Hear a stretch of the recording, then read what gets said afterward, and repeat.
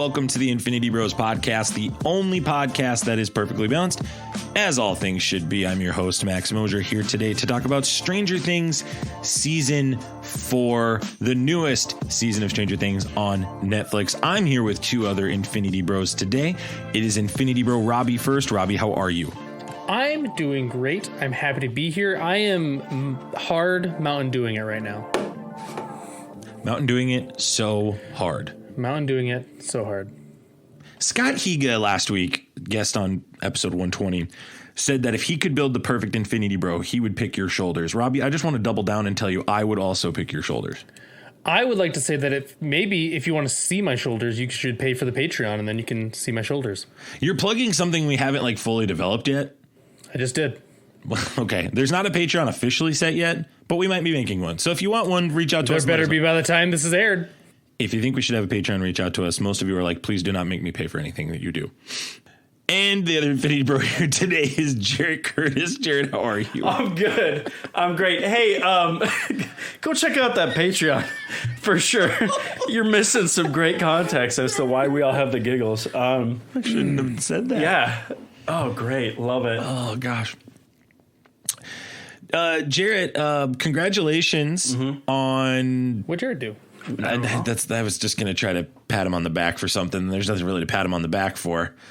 Hey, we got a 200,000 viewed TikTok.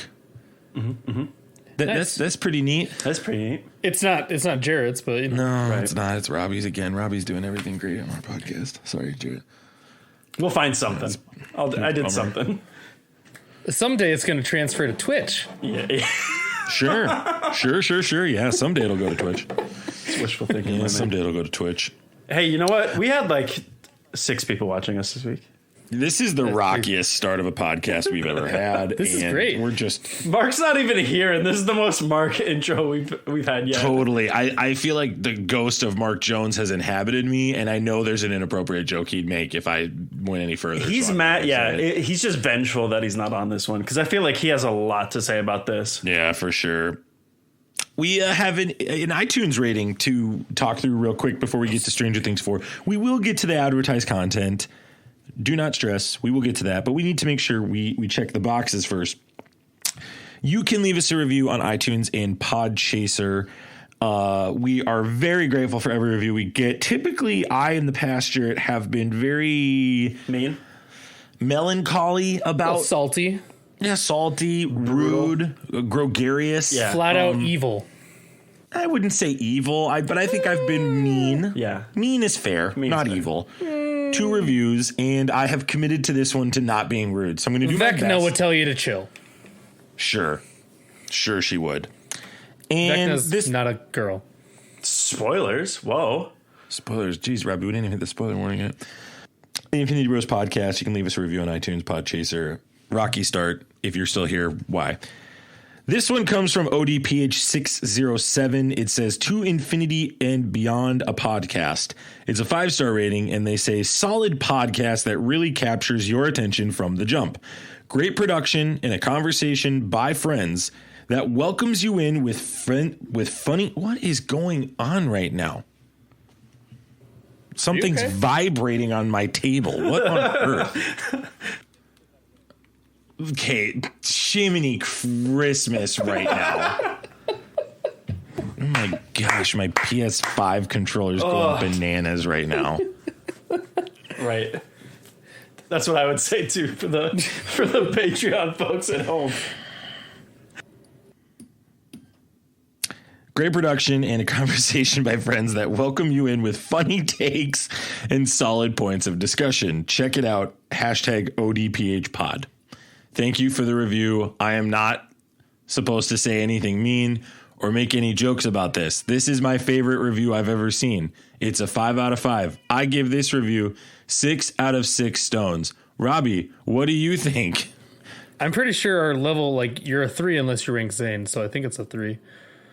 I'm pretty sure we've made that abundantly clear. Those are the rules, Max. Do you think if somebody doesn't mention Zane that they may have not listened to our podcast? Or just not listen to an episode where we've talked about reviews. What percentage of listeners we have a pretty standard set of listeners, what percentage of them do you think actually know that Zane exists? Like in real life, or Yeah, I mean, yeah, just exists in general. Like, do you think that there's like a percentage of those people that listen to our podcast regularly that think Zane isn't a real person? just a voice that lives in my head? Oh, Devin. Like Devin. Devin. Yeah, like my other. Yeah, Devin's not real. You can listen to Devin when Jarret streams on Twitch. There's the he sounds like a demon.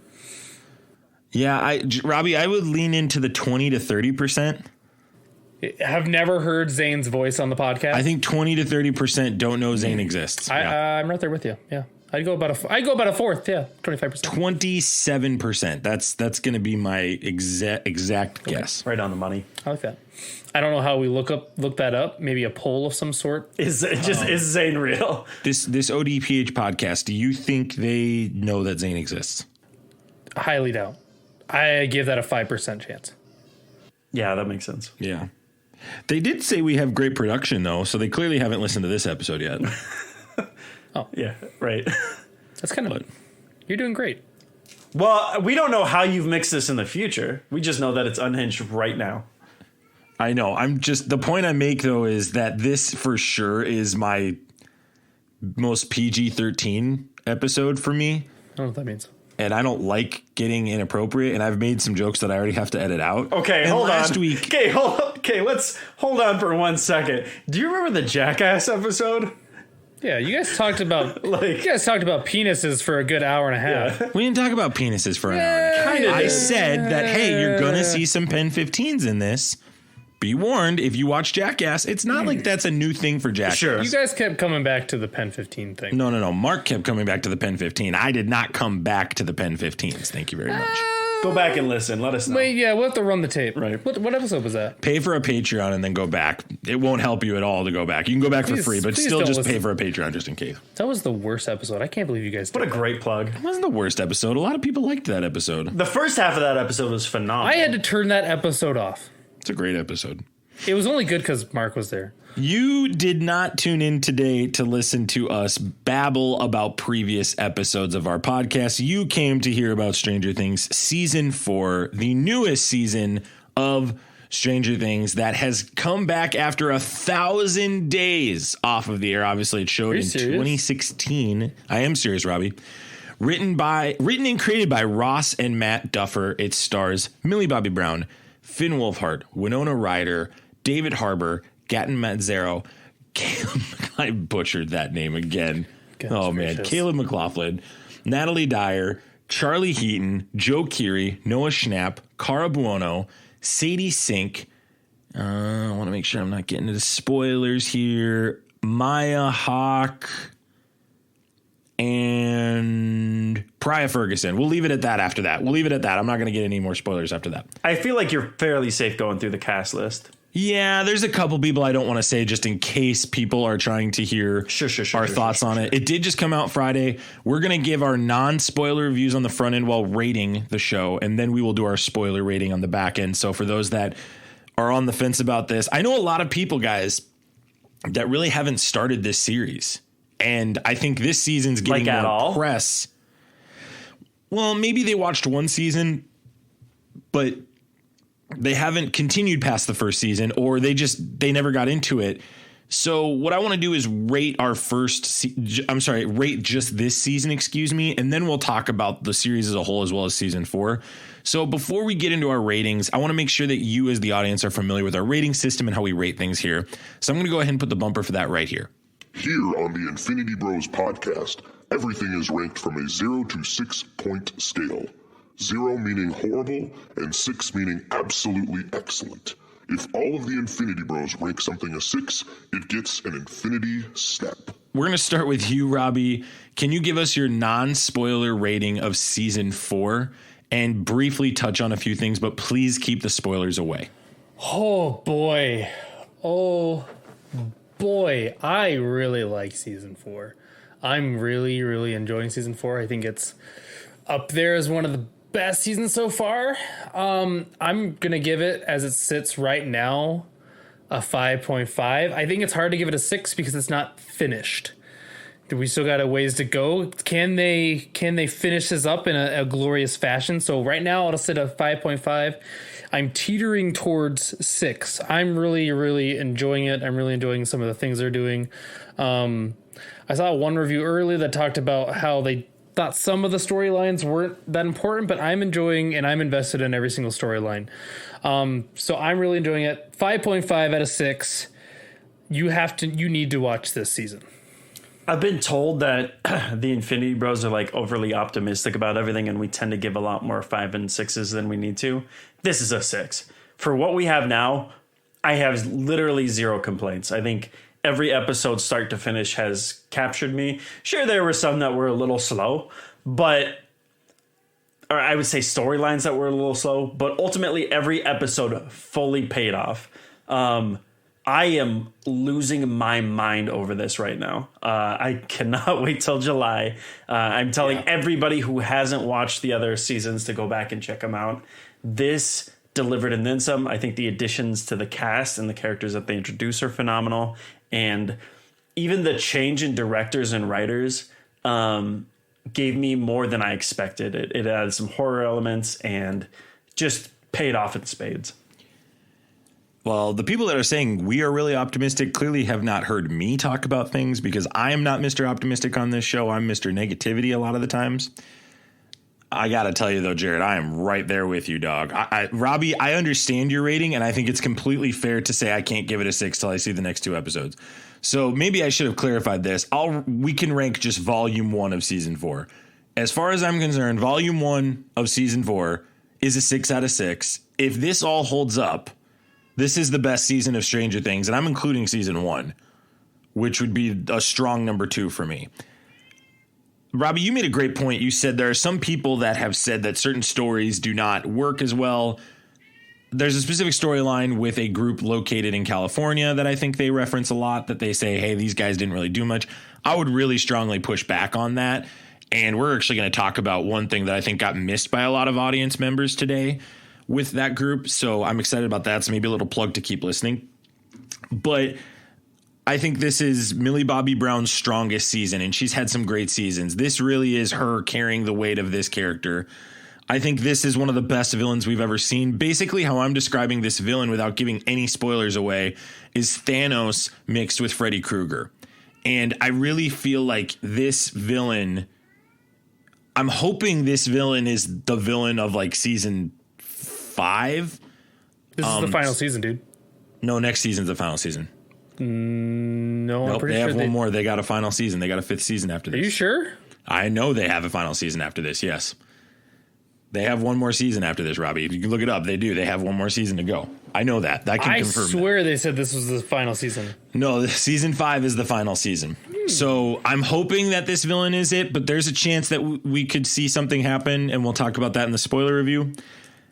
I really enjoyed every storyline, though, Robbie. You're nailing it. Every single story had me on the edge of my seat. I was not upset when we would transition.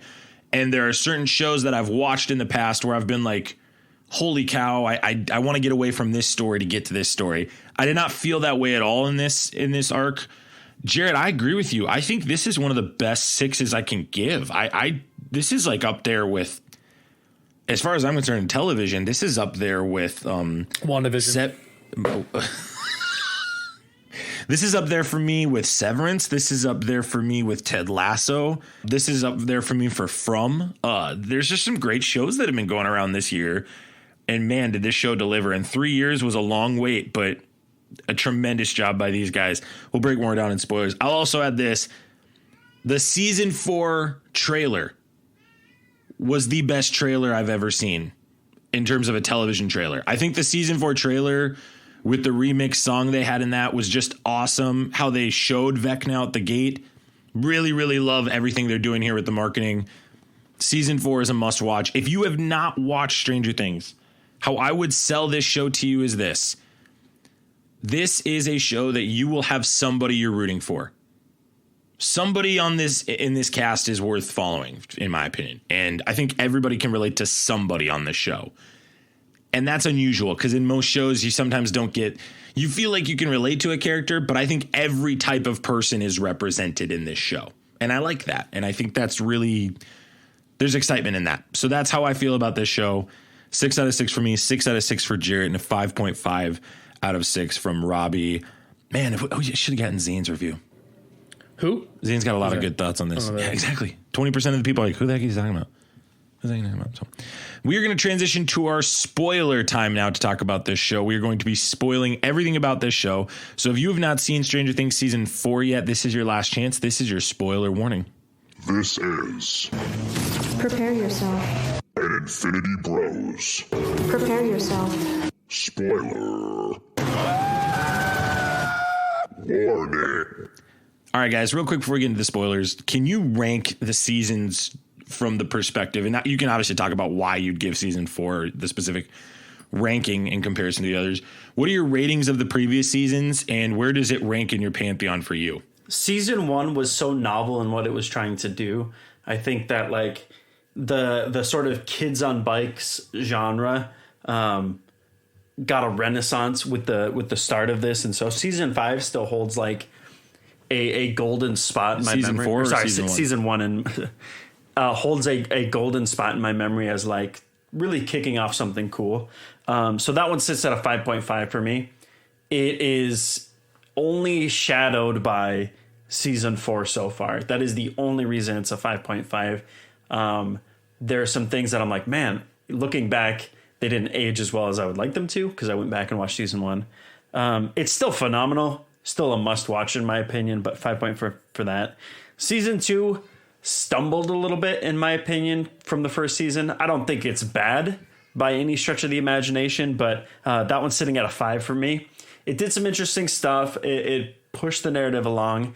I think what it did more than like sort of the overarching story, I think the characters began to develop more and more in that one, which was important because obviously like that's a big draw to what we have now. It's not always like the villain that we're looking for or any of that. It's really like these characters and their lives. And so still a must watch. Season 3 is where I think they really started. Oh man, I feel the opposite. That's interesting. Season 3 to me is good, not great. Oh gosh, the yeah, whole couldn't disagree more. The whole like, and these are my favorite characters out of all of them, but the whole like mall crew, I felt like they had a lot they could have done with that, and they just sort of like dropped the ball a little bit and fumbled with them. They furthered their character arcs and they furthered their stories, but ultimately like the Starcourt stuff just, I don't know, fell sort of flat for me. And then season 4, as you know, is a 6 out of 6. It's brilliant. It's phenomenal. I want to respond to that, Jarret. So my rating would be 6 out of 6 for season 1, 6 out of 6 right now for season 4, volume 1. Obviously, I agree with Robbie. That can change with 2 episodes, which is such a unique decision by Netflix in and of itself to do this. That's a separate conversation, though. I just think, honestly, right now, it's the MCU's television universe has made me very worried for finales for some reason, because they've been fumbling them. And I know this is completely different. This is Netflix. And I get what you're saying. Yeah. But like that just makes me feel like you can ruin an entire season. And Game of Thrones is another one. Yeah. You can ruin an entire season with 1 or 2 episodes. I mean, some people with Lost, some people with Breaking Bad. I mean, I loved both of the endings for Breaking Bad and Lost, but a lot of people didn't like those endings. Dexter, another great example. I think a season finale can ruin an entire buildup. So I totally understand the sentiment, Robbie. I guess for me, Jarret, I'm going to push back on season 3. I really thought season 3 artistically and visually really was I still would hold, actually, visually, it might be the best season still. I'm not a big horror guy, so I know that might be really, really sacrilegious to the season 4 lovers right now. I just loved what they did with the mall court. I really kind of have the complete opposite reaction. We don't have to debate that today.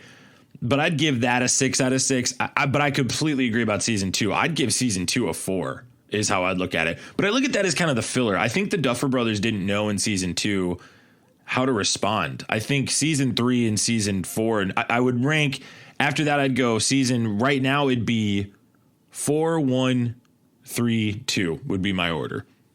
So I'd rank it as 6, but I still would say that season 1 is better just because it's that was such a unique season. No, Are you sure you haven't had anything to drink?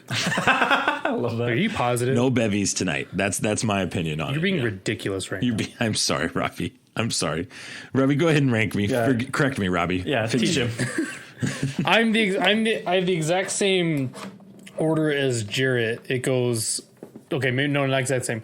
It goes season 1, 4, 2, 3. 3, like, talk about filler. 3 is filler. Like, 3 is just so we get the mind flayer. Like, that's all 3 is. This is supposed to be a recap of season 4, not a debate season 3. Well, that's what this. That's what it's becoming. It's called it a into. 6. That's what it's become. Ridiculous. It's No, ridiculous. yeah, I feel you. No, season 3 is the filler because it gets you the main boss that's probably going to be season 5's main Yeah, boss. I don't agree. And it but gives you the Max and Billy story, which I like the Max and Billy story a lot. I think we needed Max's story this season. you get a Max. So now you like people named Max, but you won't watch Mad Max. Okay, I get it. Okay. that's We pick and choose. that's I see. setup. I just there. want you to what we're be. doing Can here. you just be consistent? Sick setup there, guy. Sick setup. Well done. This Max is a girl, so grow up. Season 1 is incredible. Like, I think I'm huge on introductions to characters. So like Fellowship of the Ring for Lord of the Rings is like one of my favorite movies. Same Sure. with like all the Star Wars. Like the first time you give me characters and I'm like first immersed into that world, I will remember that and I hold on to that. So season 1's my number 1. 4 so far is doing really well. I really hope they can tie it together. 2 is just an extension of season 1. That's why I can't put it below fair. anything. That's why 3 I would say is the filler because 3 felt like it felt like they tried to go really, really big, but maybe prematurely. Does that make sense? I feel you. I'm with you. Because they clearly put more money into season 3, but I think it lost a little bit of the heart that season 1 and 2 had. That's fine. I get what you're saying. Let's talk about this season now. Let's really dive into season 4. It took us 23 minutes on the recording. Love that. 16 to 36 minutes if you're on Patreon. We will definitely need to put timestamps on this one.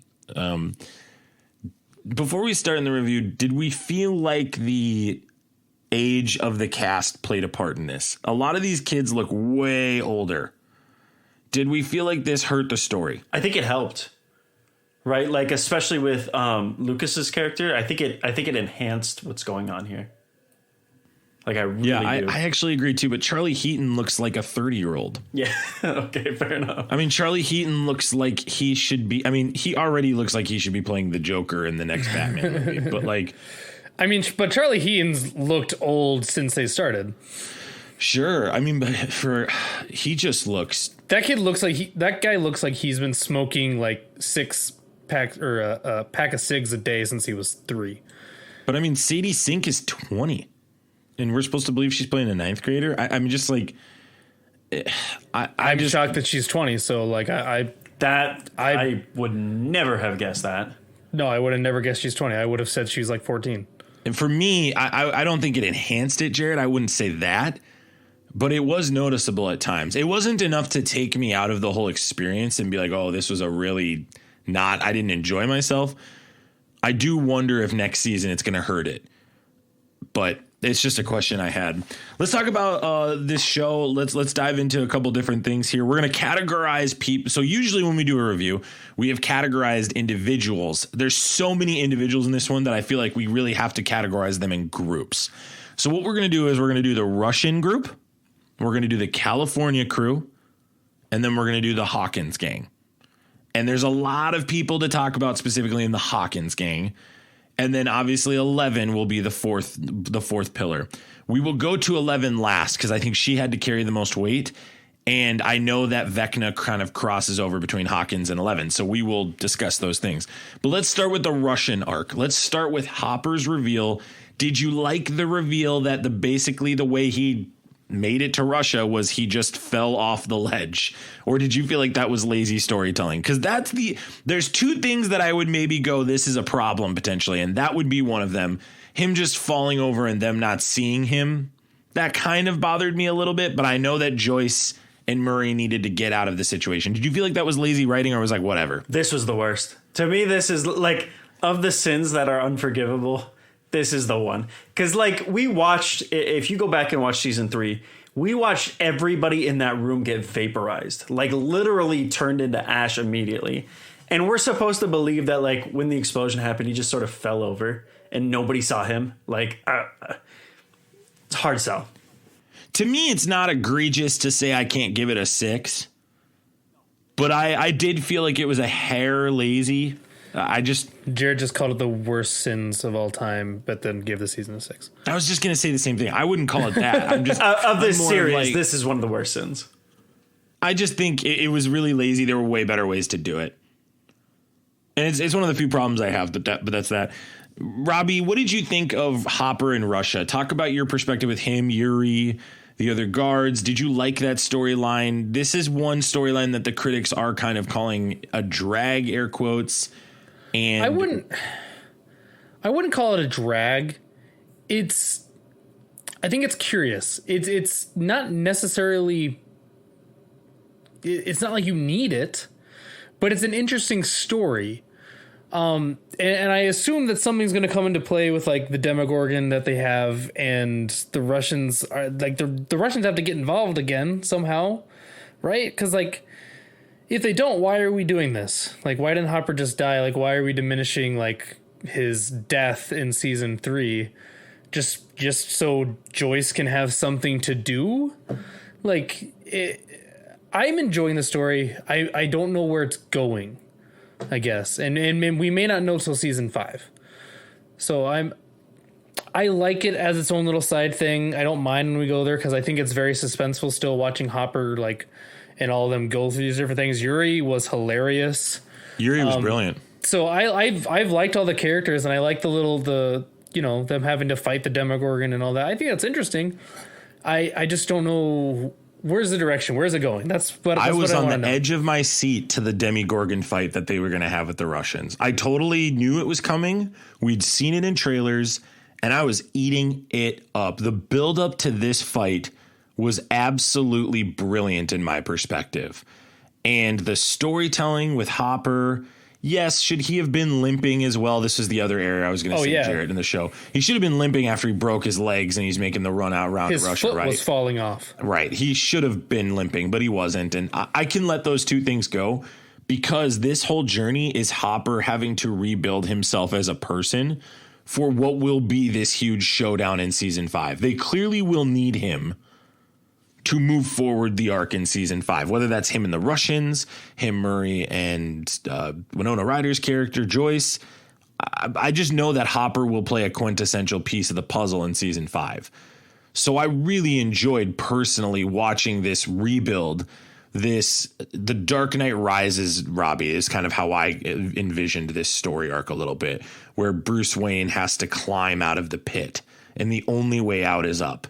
And the only way out for him was through this Demogorgon. And obviously Joyce and Murray saved him, but that was the only way out. And I really appreciated that. And I appreciated David Harbour. This might be his best acted season, and it was his least amount of time in front of the camera. And I really enjoyed him a lot. So what'd you guys think of Hellboy? Well, dude, yeah, for sure. What about Murray?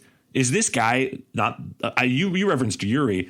Murray, to me, might be the funniest character in the whole show, and he does end up using his karate to beat up Russians. Just wild. Which is what I thought that was ridiculous, to be honest. The guy's a black belt, and he's fighting, like, the KGB, basically, and he's just taking, like, 6 Russians out. Like, You're being really critical for a guy that gave it a 5.5. I think it was brilliant. Well, that's the reason I gave it a 5.5. I'm not Jared over here saying it's the biggest sin of all time and giving it a 6. Nobody said biggest sin of all time. Chill out. It's perfect, guys, but this is the biggest sin I've ever seen in the history of sins. The biggest cinematic sin ever. 6 out of 6, please. That is exactly what Jared did today.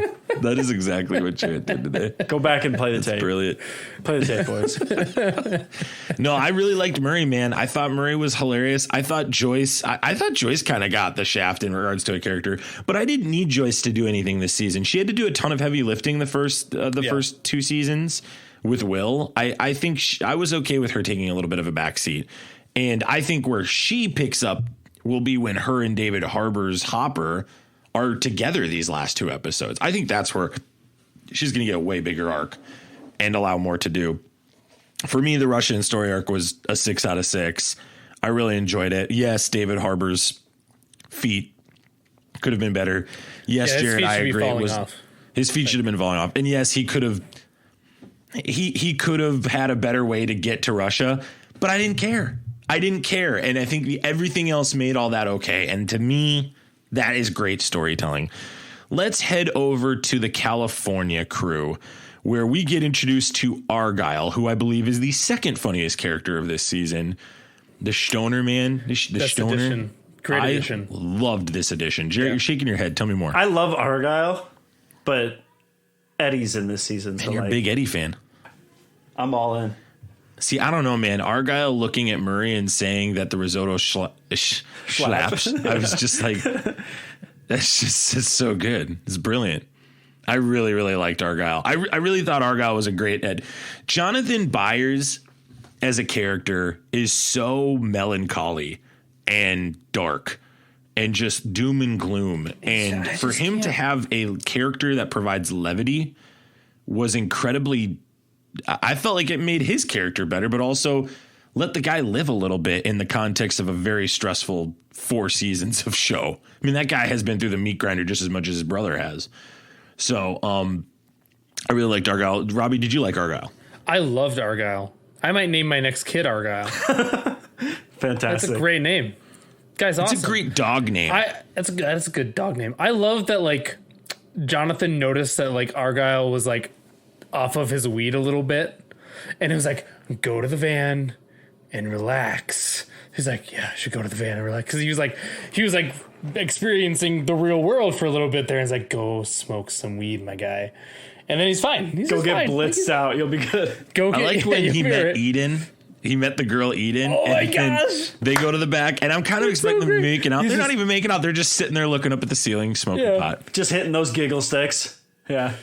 Oh, and then when she walks away and he walks away, and when they're on the stairs, and he's like, I'd do anything. Yeah, that was brilliant. That was brilliant. Yeah. He was great.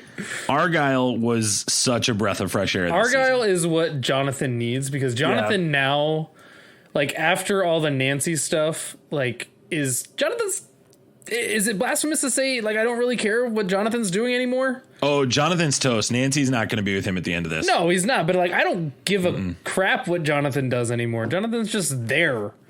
Like, he's not interesting anymore. Like, if his story arc isn't, like, the boy that nobody likes, then he's just a guy. I don't know. Do you think the writers realized after season 2, when they got Jonathan with Nancy, that, hey, we probably made a mistake, because Steve really is a fan favorite character, and we'll talk about him in a little bit.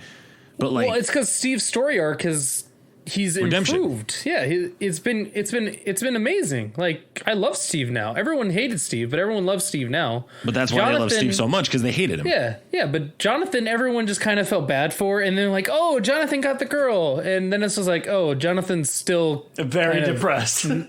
Yeah, Jonathan's still kind of a nothing character. I think Jonathan's role this season really continues to be watching over Will and watching over Eleven. And I think the stress of that pushed him towards drugs. And I think the stress of having to constantly be the dad that he never had has pushed him into this. And Argyle is this person that pulls him back to, air quotes, reality, in the sense of, like, he's like, look, dude, like, you're a kid. Chill out. Smoke some pot. Yeah. Or, like, dude, chill. Get like, wild. Have some pizza. And I think that I agree with you, Robbie. This is exactly what Jonathan needed. I think Jonathan would have been incredibly frustrating to watch without Argyle to balance him out. And I really wish, I hope maybe I'll say, I guess I said we haven't seen the end of the season. It would be great if Jonathan leaned more into the weed and went more numb. And if next season, say, Nancy does break up with him, and we'll talk about her in a bit, I think that would be tremendous to see him go through that and then pull himself out of that into finding himself be a better character. And it's like, I don't need Nancy to be the character I'm supposed to be. I like that. I don't even need to take care of Will to be who I'm supposed to be. I'm supposed to do what I'm called to do, and I'm sure by season 5 they could have that built up with this group. You think they kill Argyle and Jonathan? Jonathan are great. Say it again. You think they kill Jonathan? No, I think they're killing Steve, but I'll talk about that in a bit. Please no. Because I think the people will go bananas if they kill Steve, and I think that's what they're going to do. And I think Nancy's going to have to live with that. And broke me. I'm just saying, dude. I got a couple big predictions. That's one of them. I'm gonna throw my microphone. I think someone's gonna across die, but I didn't think it was gonna be. Oh, for I think sure, someone on our team is dying. Yeah. No question about that. It's really just a matter of is it Steve or Jonathan? I think it's Will. I think it's Will too. Oh gosh, it could. Well, I'm going to talk about Will. I got actually a different theory on Will. Let's talk about Will. So this let me talk about what Jarret and I alluded to in the non-spoiler segment. So there's been a huge arc going around and question about Will's sexuality, and in this season, Mike obviously comes to visit 11, and Will is visibly distraught throughout the first 3 episodes. He's distraught not just watching 11 stumble as a teenager, but he's also distraught watching Mike and 11 have a romantic relationship. And I think the writers have been smoothly using previous lines, like when Will was called gay by Mike in season 2, to really set up. And you guys clearly have a theory of like, hey, he's going to die. And that's really going to be frustrating for everybody. So someone found out or somebody referenced, on the internet. I forget the exact source, so I'm not going to reference this specific person. But in season 2, Joyce Byers looks at Will and says, do you know what March 22nd is?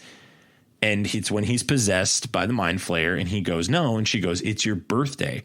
And if you watch on the camcorder recording of episode 2, when Elle is being bullied by that group, you can see it's March 22nd.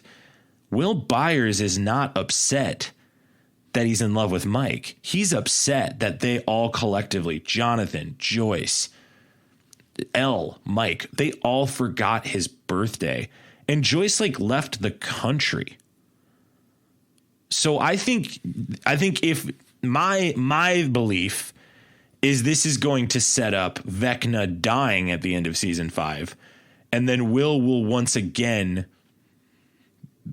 be revealed to be the big bad, in the sense of season 5 he will have some form of, I'm going back to the Upside Down. These people don't care about me.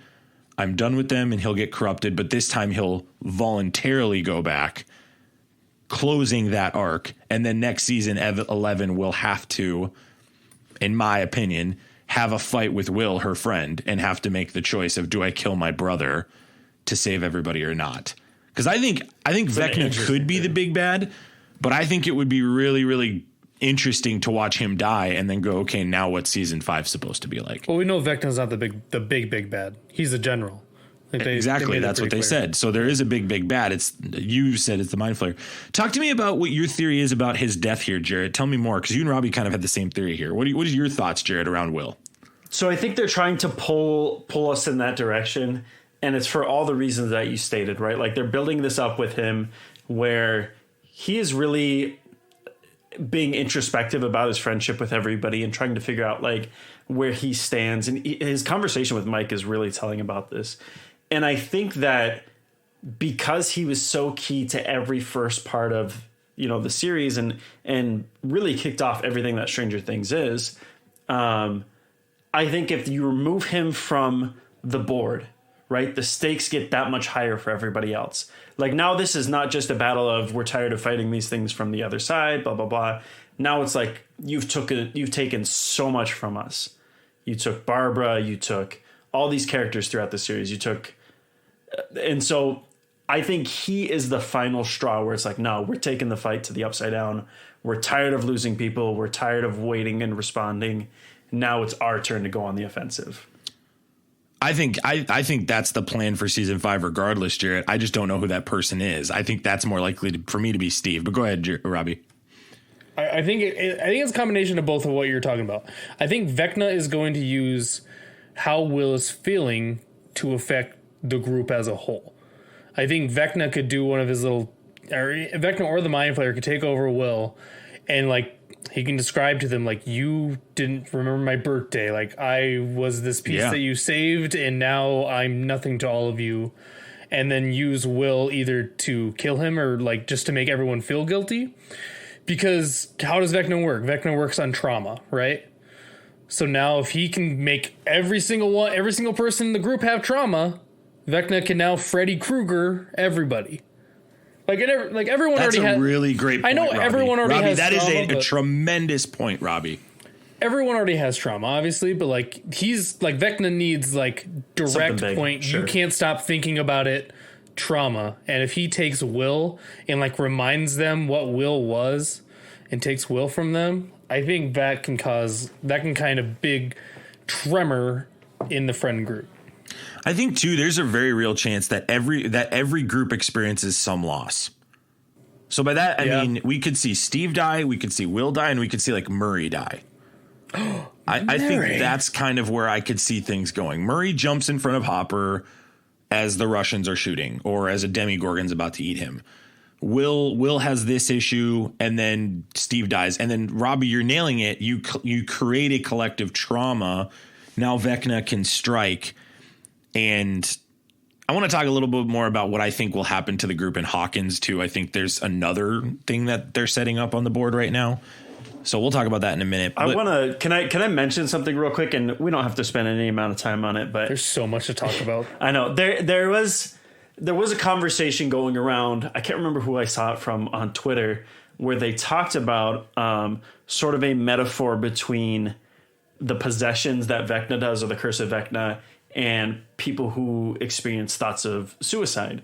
And I thought that was a really interesting conversation and something to speak of. Like, one of the best things you can do to prevent this is to invest in the people around you and pay attention to this stuff. And I thought that was really cool. I don't know if that was intentional by the Duffer Brothers, but it did feel like maybe a through line to connect those two things.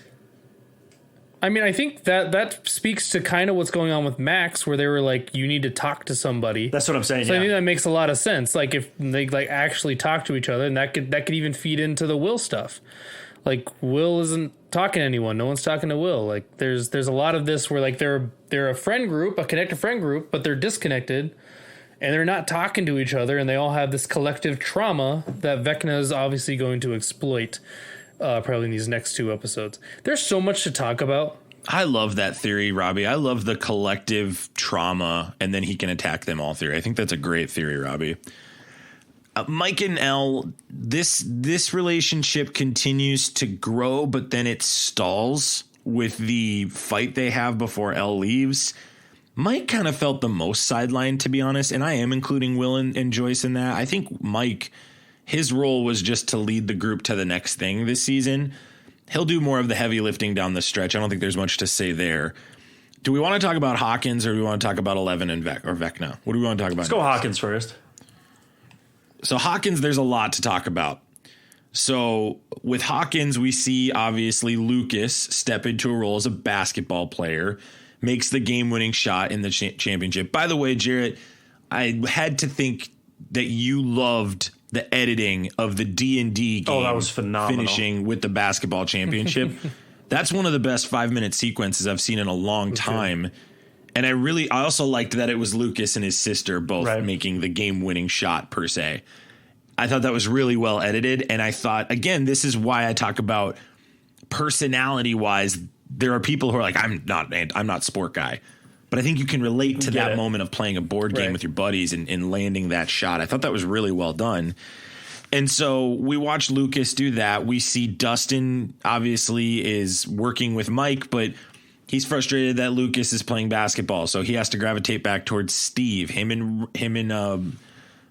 forgive me, I forgot her name. Greatest duo of all time, Robin, by the way. Steve, which we didn't get enough of them together. Like, it feels like they get muddled with other people around them. I would like just a Steve and Dustin episode. If I could get just one of those, I could have a one shot of just those two just hanging out, and I would love every single minute of it. Hey guys, Jarret here. I have a little confession to make. I cannot stop drinking coffee. If you've been around us long enough, you would already know my little habit of making a pot of coffee at 7 p.m. each and every time I prepare to stream or appear on the podcast. Up until last year, I paid penance for this dark deed by punishing myself with store-bought value brand coffee. And trust me guys, I suffered. All that changed the day I discovered Many Worlds Tavern though. Many Worlds Tavern is an online coffee company that prides itself on being the best coffee a person could bring to game nights. I'm not just saying this, go back and watch our Twitch VODs. When it came time for me to grind my way through Dark Souls 3, the only thing keeping me energized and ready to take down the Nameless King for the 73rd time was some French press Great Old One. I like my coffee like I like my video games, dark, rich, and full of flavor. Great Old One did that for me. Many Worlds Tavern is more than just your run-of-the-mill coffee company, though. They give back $1 of every bag they sell to gaming-related charities. That's insane, considering they're already footing the bill for ethically sourced, fair trade, and sustainable coffee. On top of that, at its heart, Many Worlds Tavern is coffee for gamers. Each and every month, they offer a special blend unique to that month, known as their Treasured Realm. These are fantastic coffee blends paired with special RPG-related bonuses, such as magic items you can slot into your D&D campaign. If this sounds like your cup of tea, or well, I suppose coffee, you can find this and so much more at manyworldstavern.com/theinfinitybros, or use code THEINFINITYBROS, all one word, at checkout. And now, back to your regularly scheduled shenanigans. Nancy obviously has a reporting job with the school newspaper, but her friend dies, as well as the cheerleader who is friends with Eddie, who, Jarret, you referenced earlier. Eddie, the newest character, the lead of the Hellfire Club, the Dungeons and Dragons group. For those that don't know about our podcast, Jarret is our D&D master. We have had a tough time, I think, as a group doing it, but we just love talking about it still. And I know Jarret is very passionate on this subject. Jarret, was Eddie what you wanted him to be? Because I would assume you had high expectations to how this character should act in the context of D&D. Like, how did he perform as a character for you? I do, if nothing else, because I want that dope setup that he has. With the minis and his whole layer that he's got built there. Absolutely. Sure. Yeah. Right.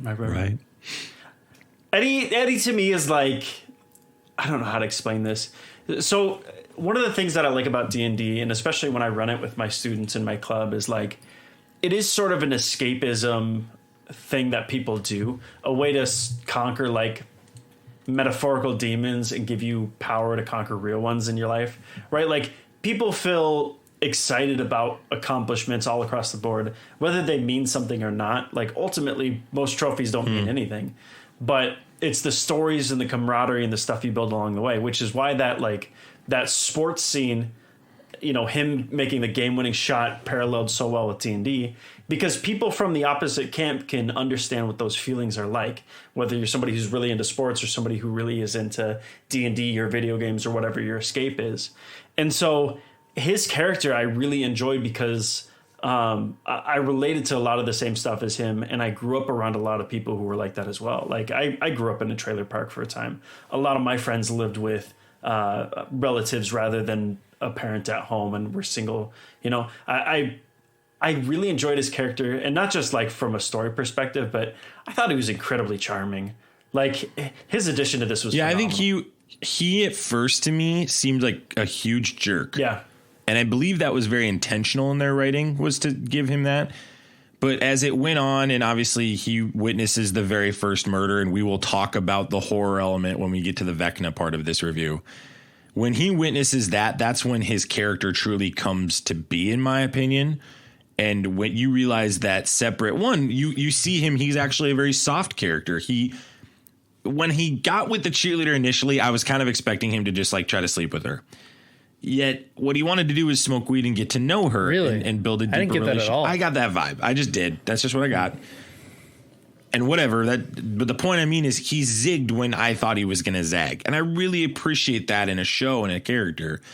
And to watch him go on the run and essentially become softer as a character, when at the very first episode of the season, he was kind of really mean to Mike and Dustin. He was glad they were in it. And he was, he felt obligated to take care of them because they were losers, air quotes. But he was visibly annoyed of them. To see at the end of the season him really depend on them and the rest of the gang at Hawkins was incredibly impressive. And Jarret, we talked about this with D&D too.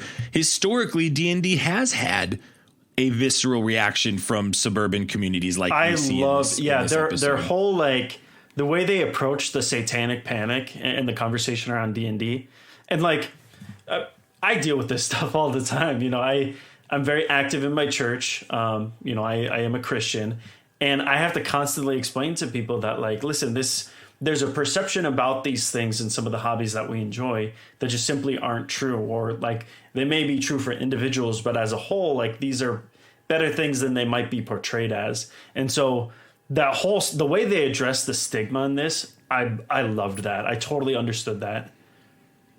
And the dichotomy with the basketball team too. Like, I really think that was a great like tension. And if you watch Stranger Things, are you saying you feel that tension if you relate to those kids is like, oh, the jocks hated us and bullied us. Go ahead, Robbie. Are you saying that D&D is not a demonic cult? It's weird as it sounds. It's not, though. Are you saying that it does not lead to demonic possession, which distorts a human body and sacrifices them? Did Jared just freeze again? He totally did just freeze again. That's brilliant. I think we know the answer to that question. Goodness gracious. Yeah, you're gonna have a bad time. I'm sorry. So, Jared, I did agree though with you. I think the use of what was the phrase you used? The satanic panic. The satanic panic. I love that. Yeah, I didn't know that was what it was called. But I thought it was a great use of the historical moment that was not only a very real thing, but is in some senses being talked about still. Jared, here's kind of the theory I've got running too. I think that the Hawkins kids are all going to get run out of the city after this. I think this is probably one of the last times we see Hawkins as a safe place for our characters this season. I think next season will be them all on the run because I think the basketball players are going to have a vendetta for Lucas. I think Lucas will have to turn heel on them. And I bet 11 comes back and does something to the basketball guys, and that head basketball player is going to get the town to go against them. So without Hopper being a cop, this town just doesn't function. And that's probably what Hopper's role in season 5 will have to be to get them locked in because they're at the epicenter of what the Upside Down can do. So that's kind of my thoughts around that. Unless you guys had differing opinions. I know Robbie's itching to get to Vecna, so we gotta start talking about Vecna here. Couple other things about the group. Steve and Nancy. I made a joke earlier about it. Do we think that Steve will end up with Nancy at the end of the season, or will one of them die? I think Steve will die. You know, when you mentioned Steve dying, I didn't even want to think of it as a possibility, but it's very likely because they've done this whole redemption arc. They're doing this whole thing with him and Nancy. He keeps throwing himself into danger for everyone. I think there's a solid chance that Steve dies. I just don't like the reality of that. It would make the story way better. Yeah, I don't see Eddie dying. Would it make it better? Well, maybe they should just kill the villain and everything will be happy and it'll be like a Marvel movie. Why don't they just kill the villain and maybe Steve has a limp or something? Do you think Robin is going to end up with somebody by the end of this show too, or do you think it's just going to continue to play the whole, oh, I'm a goofy lesbian woman, I can't talk to girls, blah blah blah blah? Do you think that's the route they're going with this character? Or? I think they've done the thing where they're talking about how she's built up her confidence. Sure. Because if you remember, there's that scene where they jump out of the boat. Yeah. And good point. Eddie has that conversation. He's like, all the girls jumped in before I did. I think she could. She's a lot of fun to watch too. And she did a great job in episode 4 when they went to the asylum. I thought her scene talking to the warden was just hilarious and brilliant. That was so off kilter. And she does run weird. I like that they made the joke, but they had to have written that in after watching her run. She does legitimately run weird. That is really, at least they addressed it. It's not like they never address it in a Tom Cruise movie. They never address it in any Tom Cruise movie. You need to get on that. All right, Robbie, let's talk about Vecna, the season 4, volume 1, probably volume 2 villain.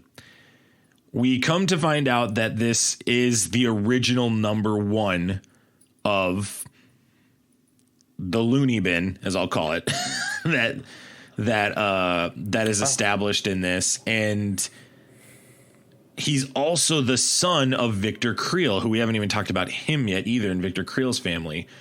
It all connects, which I thought personally did not see that coming. Did not see him being Victor Creel's son at all. I saw him being number 1.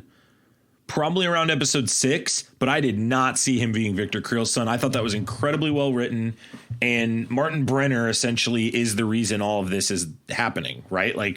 Martin Brenner is the reason that we have an Upside Down and that 11 did this. And we see the massacre at the beginning of the season. And Robbie, you had texted our group, hey, this is crazy that after what happened in Uvalde, that they are releasing that this week. And I thought the same thing, Robbie. I thought gutsy by Netflix to not say, hey, we're going to wait a week because of this opening scene that they did. They released that 8 minutes earlier. They like put that online, Robbie. Like, I think that's why they did it anyway, because it had already been out there. And they did put a warning at the beginning of the season, but man, it was jarring. It was tough. It was tough to watch that right away. Agreed. Because you have, what happened last week in your mind, and then you see, there's no better term, a bunch of dead kids. And they were not like, they were gruesome with it. Like, they showed you dead kids. And it was pretty jarring to watch. No, I really thought after watching it, like, this, they maybe could have pushed this a week. And they painted 11 as a villain right out the gate. And I totally bought it. Oh, 100%. Which is part of what makes this season so great, is they really bamboozled me a couple times. And this is one of them. And I really appreciated one, because 11 has this internal dialogue, and we'll get to her in a moment, but her and Vecna are kind of together in this. We got to talk about them synonymously. She says, am I a monster or a superhero? And some people are like, well, it's not black and white. And it's like, no, it is black and white in this case. Personally, for me, as I watch this, I'm like, it is black and white. Yeah. She either's a hero, like, Iron Man's a villain, and Captain America's a superhero. There you go. Exactly. Unhinged. So I think just for me, I really, really loved not only that they played that at the beginning, but then to turn around and find out that 11 single-handedly defeated Vecna, who was probably going to do to our world what he's done to the Upside Down already. Thought was really cool. Jarret, talk about Vecna for you, the horror of him killing these adolescent kids in essentially an homage to Freddy Krueger and the movie where the girl gets dragged to the top of the ceiling. But it's worse than that. It's they're breaking bones, jaws, eyes are popping out. I mean, I could not believe what I was watching at the end of episode 1. Popping in, forgive me, yeah. This was like, okay, so this was the sort of horror that I didn't expect from this series. Obviously, we've gotten some level of like body horror and stuff, but it's always been a little soft played. And this was visceral. Like the first episode, everybody could tell like this is something completely different. And they did not pull a single punch. And the fact that they kept doing it, right? Like they continued and continued. And obviously, like we saw all the gore from the scene that we just talked about with 11, where they thought that she had done all this to the other experiments. Like, this is not what I expected from Netflix, but they pulled it out, and it really like it drives home the gravity of what's going on here. Like, this is scary. And I think where this lands, where something like Doctor Strange doesn't, is the horror is not part of the joke, if that makes sense. Like, it's in juxtaposition to, and so it's even more jarring because you have these sweet and lighthearted moments, and then you also have like some of the most gruesome and graphic things we've seen on television. And so, yeah, props to them for pulling this off. That was wild to me. Robbie, why don't you talk about the horror real quick before we talk about Max? Well, I think kind of to piggyback off of Jarret here a little bit, they were not afraid to go, okay, when we started season 1, it's PG-13, and those kids that were watching this, they're now 18 to 20 years old, and we are not going to go back to PG-13. We are growing with these kids. We're growing with this group, like the Hawkins crew, everyone that's growing, and we're running with them, and like it gets more and more serious, and they can get more and more serious. This is not a show I think I would have a 13-year-old watch. Like I can't have this on in the background with my kids in the room. Like, this is a show I watch late at night, and you like parents should be very careful when they watch this late at night or with their like juniors and seniors maybe kind of thing. But like, this show was not scared to grow with its audience, and I think they did a really, really good job doing that. The horror hit deep, but it wasn't, like Jarret was saying, in the way that like Doctor Strange did it. It's like horror happens and then there's a funny joke. No, it's like there's horror and it's freaking real. Like, and you gotta deal with it because now all these kids have all this. We spoke about trauma a little bit. They all have they're all gaining more and more trauma by seeing their friends be distorted in such a way. We also get this buildup, which was masterfully done in the first half of the season, to Max being the next victim. She's the third victim. We watched the first two get absolutely not only killed, but haunted, taunted along the way. And yeah, Robbie's humming it. I mean, Running Up That Hill is now #1 on the iTunes charts. And I don't think it's going anywhere for the next week. And I bet it's coming back in July 1st. And I bet you dollars to donuts, one of two things is going to happen. One, either if they're editing right now, episodes 8 and 9, that song's coming back at some point in those two episodes because of what's happened. Or season 5 is going to have that song in its trailer. You can just go ahead and I feel like that's a safe bet on one of those two things. That's the most popular song from this whole series so far. Yeah. I digress. The Max scene really encompasses what this show is all about to me. A big trope that TV shows and movies do that's really frustrating sometimes is the power of friendship has saved me. And they play this up, but they do it in not a cheesy way, but they do it in a way that builds on the character that is experiencing it. You knew what was coming to her if she were to die at the hands of this. And you knew that our other 3 characters were going to have to watch it. Robbie, you've talked about this, which I agree completely. That's another set of horror. It's not just the horror of what's happening to the person, but the people experiencing it with them. And they couldn't save them. There was nothing they could do. Then you add in... So the Duffer Brothers, yeah. To their credit, too, I don't know if this was the case with you guys, but there was a good moment there where I was like, they might do this. Oh, Jarret, you took my last point, Jarret, right out of my mouth. Yeah. What made that scene amazing, obviously the music, obviously the visuals, obviously Vecna's terrifying, blah, blah, blah, blah. You did not know the outcome. When they paused to black for that 2 seconds, you're like, what's going to happen? Is she going to... I thought the episode ended and I was kind of upset. Well, and you don't know. Is this an homage to her? You were like, is this an homage to the character? Are we saying goodbye to Max? Or is she going to be saved by her friends? And Jarret, to speak on the depression, suicidal analogy that I do think the Duffer Brothers were leaning into of when you are in community, you have stronger bonds and less likelihood of experiencing this. I do think that was the message they were sending. And I think today in the current, I'll call it an epidemic in the context of depression with adolescents. We work with adolescents, all 3 of us. I think I feel safe in saying that. I think I can say this is a great metaphor for that. And I really hope adolescents are catching that message when this is displayed. What did you think of the scene, Robbie, with Max? I mean, obviously they really they hit the visuals on the head, they hit the audio, and then they hit that you didn't know what was going to happen. And you're just waiting because it cuts to black and you're like, is the episode over? And this whole season throws you off because the episodes are so long. You're not really sure when the episodes are going to end because you're watching a movie, essentially. You're watching 7 movies. Yeah, you're watching 4 seasons of Marvel, shows. Sure. Yeah. It's just insane. And I don't think I would have been shocked if she would have been dead because they're also not afraid to pull that punch. Or, send that punch. I guess that's the wrong analogy. I don't know if Max is safe.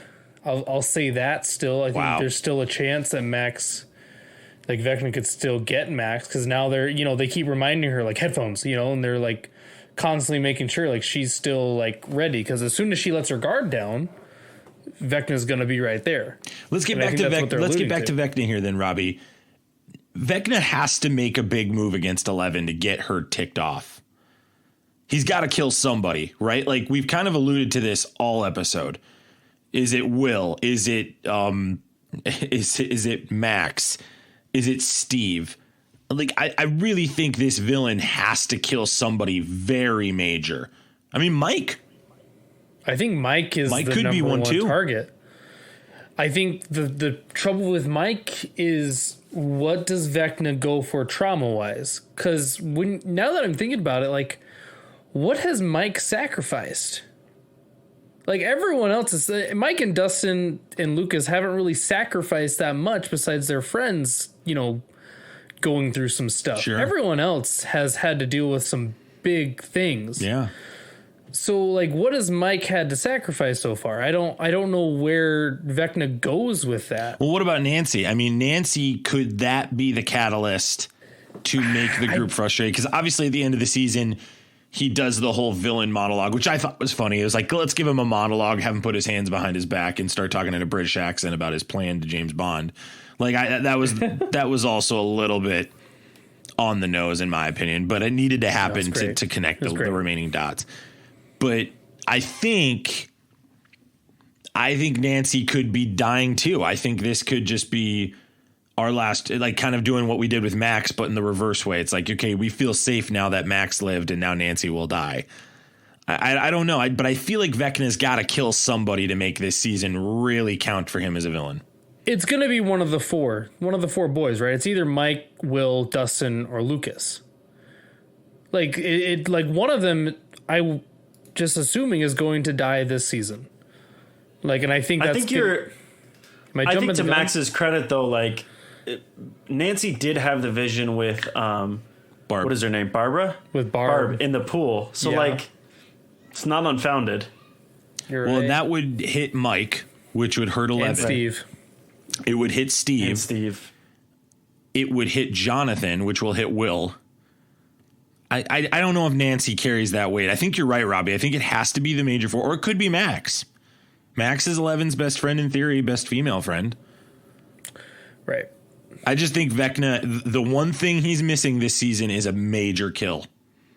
He needs a major kill, and I don't know who it's going to be, but he has to kill somebody in the gang if he's going to be in season 5. Or 11 has to kill him, and they got to bamboozle us with a bigger villain. And I think if they're bamboozling us, it's going to have to do with Will. Well, they are. We're telling you there. We know the Mind Flayer is like... The Mind Flayer is the the boss. Sure, like, but I guess I'm saying like, more of like who represents that is what I'm saying. Is it Vecna or is it Will is what the point I make. I understand the dialogue we're saying. Yeah, let me make sure I get this actor right too. Are we going to talk the Vecna actor? The Vecna actor. Jamie Campbell Bower. Robbie, go ahead. I know you wanted to say something about him. Dude, Peter Ballard is the next great Joker. He's the next great villain of something. That guy has the face. He has the eyes. Like he has the dude looks haunting. Yeah. Well, and he did a really good job because early in the season, I thought he was legit just a soft character there to help. And as the season goes, you're kind of like, okay, there's some sort of ulterior motive here. Yeah. But at the beginning, you're just like, this guy is just feeling for these kids. Like, so this guy is the next great villain actor, I think. And I'm really excited to see what he does after this, because I think there's going to be some doors that are going to open up for him. But that switch from him going from like just a guy helping 11 to I got this thing out of my neck. And now I'm going to go on a freaking rampage. And it's not 11. It's this guy. It's Peter Ballard. Yeah, Peter Ballard is what he's named as. And which is kind of, why is it Peter Ballard? That's his name. Is that his name in the facility? No, I believe that's his real name. Neither here nor there. His last name would be Krill, technically. Krill is his real last name, yeah.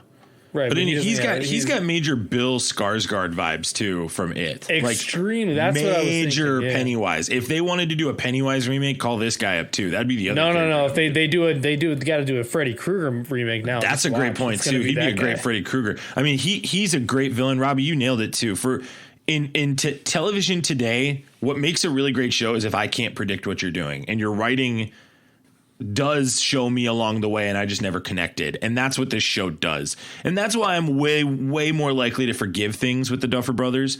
They are playing chess while everybody else is playing checkers. So when I referenced earlier that video camera where it's March 22nd, they tweeted the week before the premiere that some people forget D&D and other people forget birthdays. Like, these guys are on another level. I'm willing to deal with some of the dumb loopholes for the long-term vision. They've got a very clear plan established for the next 2 episodes this season and whatever episodes are in season 5 that I trust whatever direction. DC should hire those guys. Somebody's got to hire them. I mean, you referenced Marvel shows earlier, Robbie. If I was Kevin Feige, I'd give them all of the Marvel shows. I would say you guys own the direction of where we go with the multiverse. Here's where I need you to meet with me apex-wise with movies, and let's go do it from there. I think that's How good could have Doctor Strange been if the Duffer Brothers had hold of it? I don't want them to do a movie, Robbie. I want them to do the TV shows. I think they are multi-layered, multi-season writers. I don't think they're 90-minute writers. I really don't. I think they need. Well, every single one of their episodes is 90 minutes. It's great. They need 12 to 15 episodes of that to do it, though.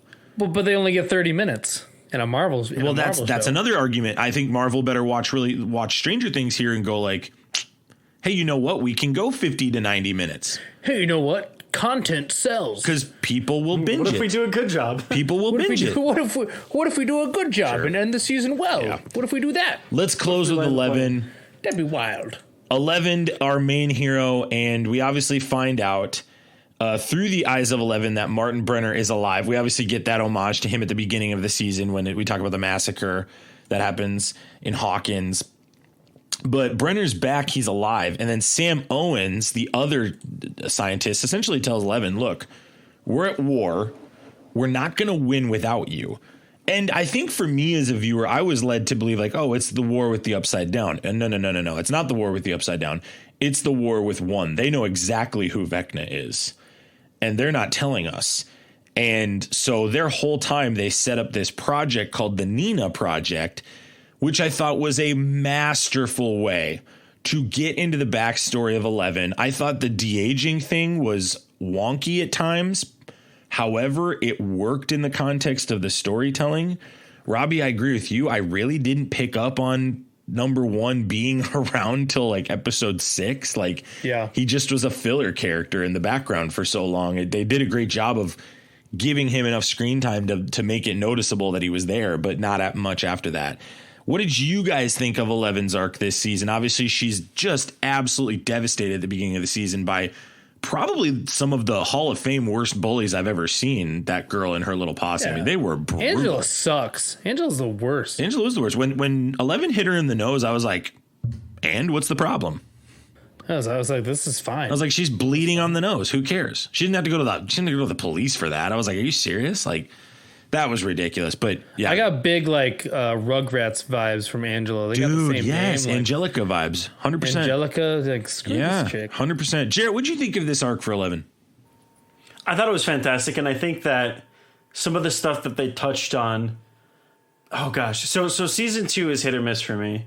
It's good, but it didn't hold up to season 1. Part of the reason that I softened down a little bit was because of 11's arc in that. I think when she leaves for a little bit and she's traveling around with the other like people with superpowers, that one didn't really sell me.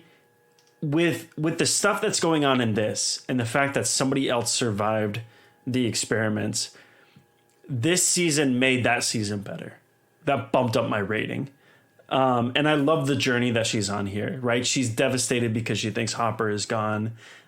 She latches onto the one thing that is really true and solid to her, which is like, no, I am a hero. Like, when people need me, I am there and I can do this. And, you know, I'll go through whatever. I'll face my fears again. I'll go to this scientist that abused me all through my childhood.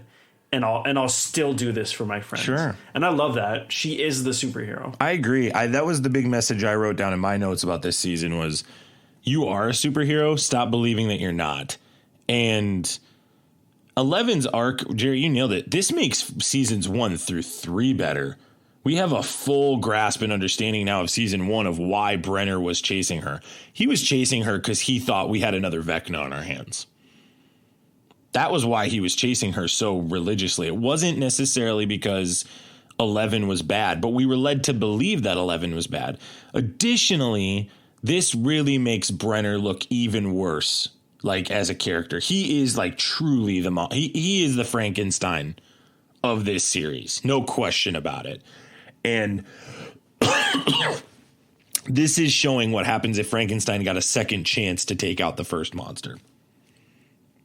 That's what's happening. Well, it even gives like an understanding to Vecna, which you know is always a problem. Like, is like a bad guy's just bad because he's bad. Like, no, this gives like an entire reason why Vecna is doing what he's doing, and it all comes back to this doctor playing, Papa playing Frankenstein, and then being terrified of the monster that he's created. Tale as old as time. Everybody's got daddy issues.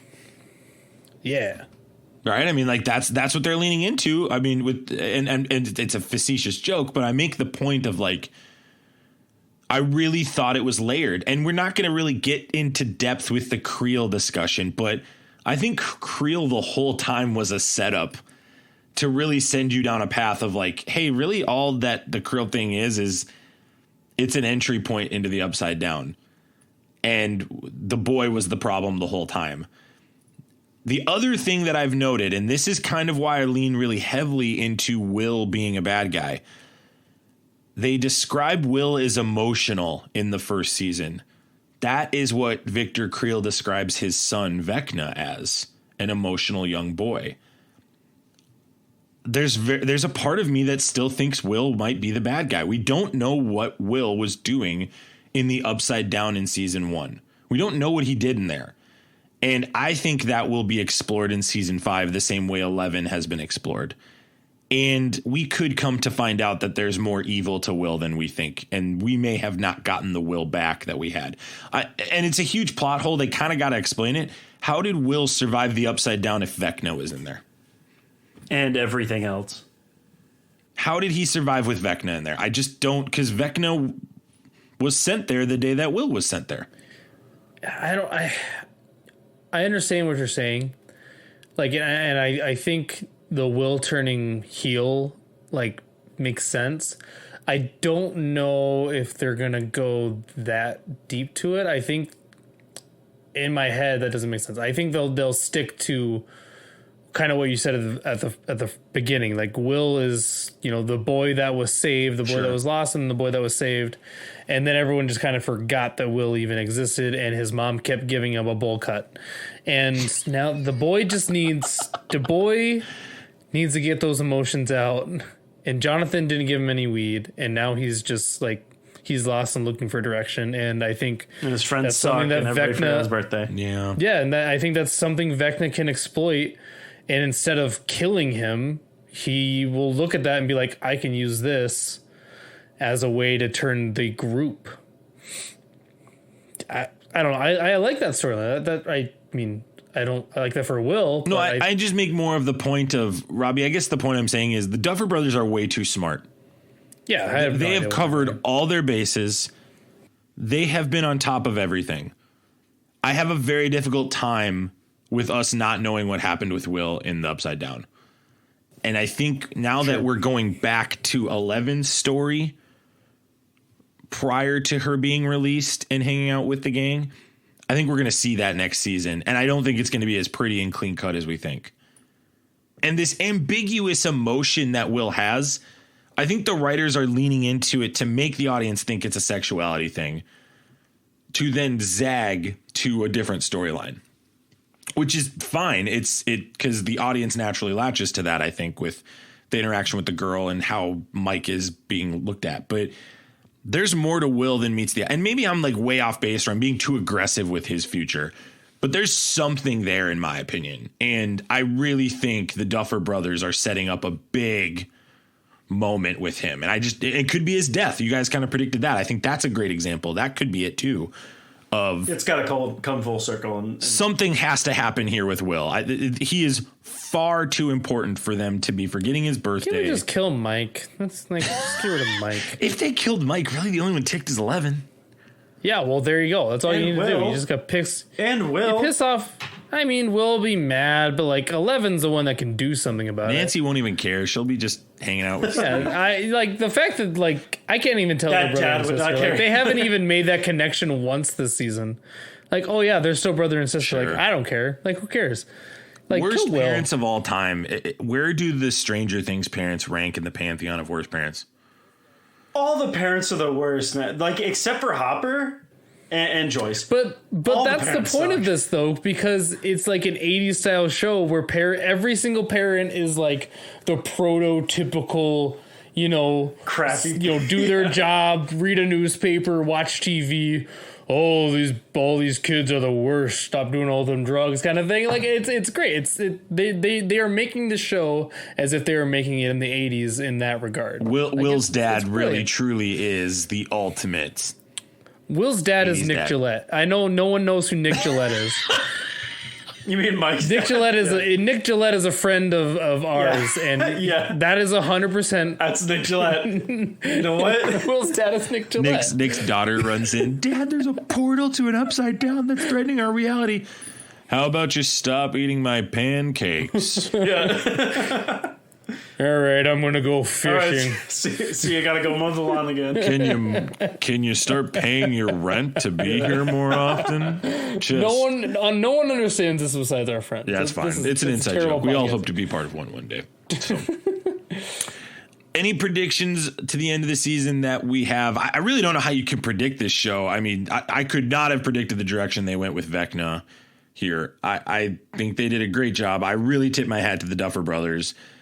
A lot of people complain that 3 years was too long. I am with you, Jared. I think it really was a strength for this show to get away from it, come back and go, wow, I really did miss being in Hawkins with these characters. I'm really excited for the end of the season. Volume 2 is going to be tremendous July 1st. Thoughts from you guys before we close out? Is the captain basketball player the worst person ever? The worst character of all time? He's a great trope too. He's a great job. Oh yeah, trope. He's the freaking oh gosh, now I'm the guy from Scooby-Doo, the main guy.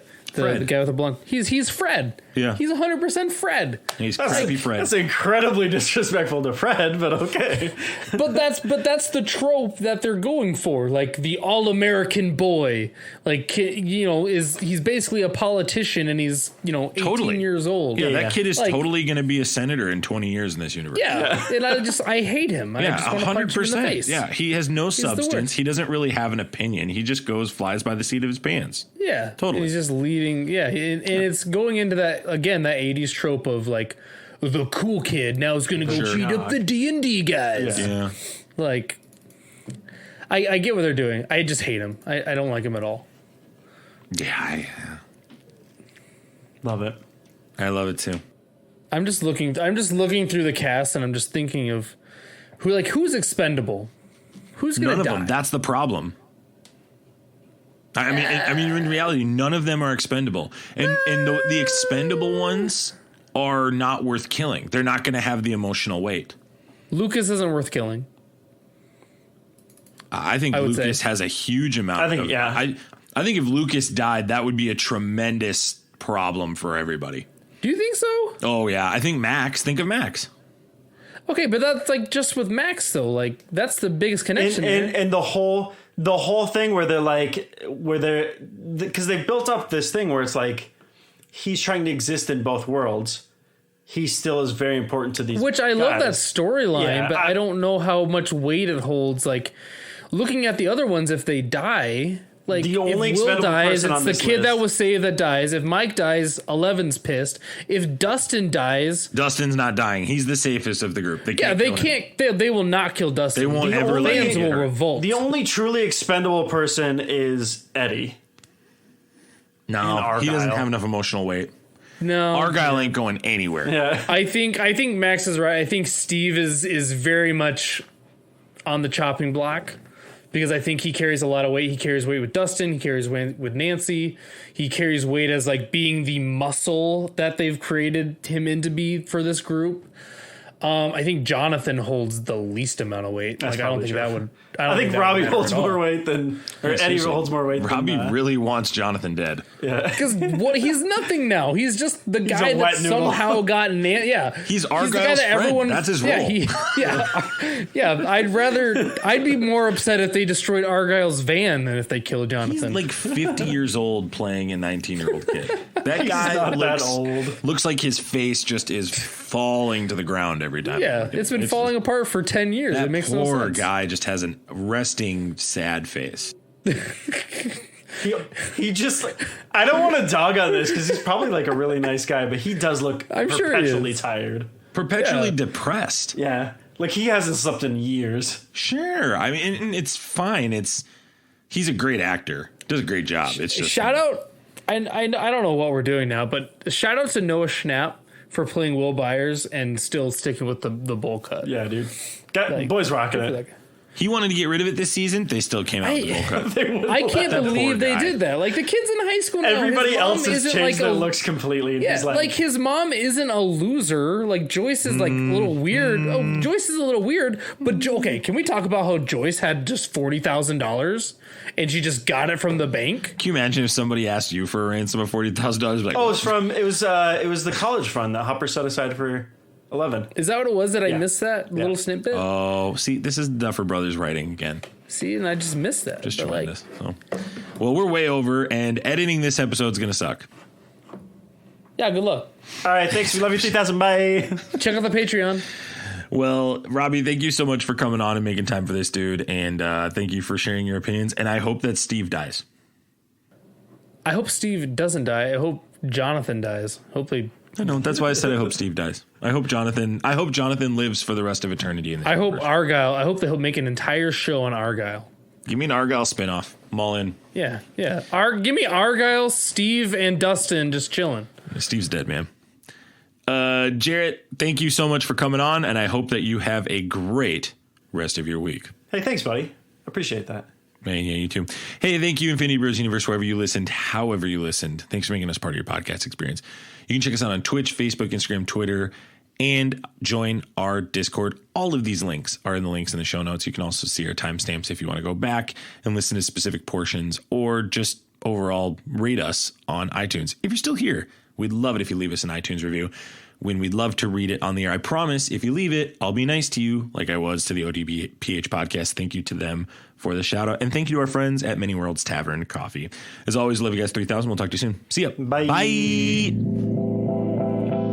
Thanks for tuning in to the Infinity Bros podcast. You can find the Infinity Bros on Facebook, Instagram, and Twitter at the Infinity Bros. Feel free to send listener feedback via email at infinitybrospodcast@gmail.com.